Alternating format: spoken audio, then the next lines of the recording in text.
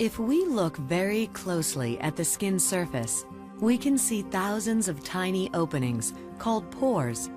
These pores are the openings of follicles which are under the skin surface.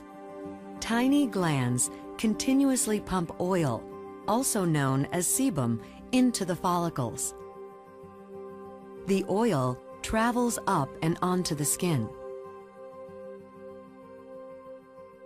The follicle is lined with cells which produce a material called keratin.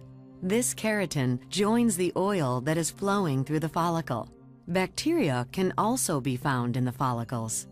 Every hour of every day, this mixture flows out of the pore openings as long as the pores remain open. Unfortunately, pores can become clogged and start the acne process. Creams or makeup may block them, but most importantly, the pores can become clogged by touching or rubbing with the hands.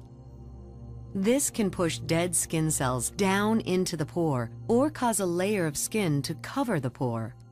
When pores are blocked, the oil and keratin that are being pumped into the follicle can't get out.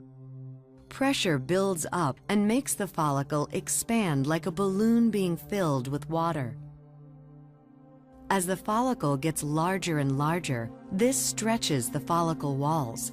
Tiny holes can form through which bacteria and other contents in the follicle can leak out. This attracts cells of inflammation, which try to fix the problem.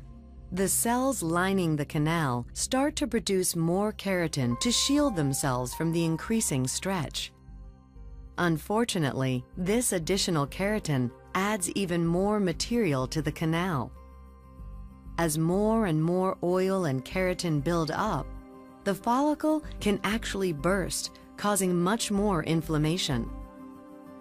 This is the point where we see red bumps and pimples on the skin.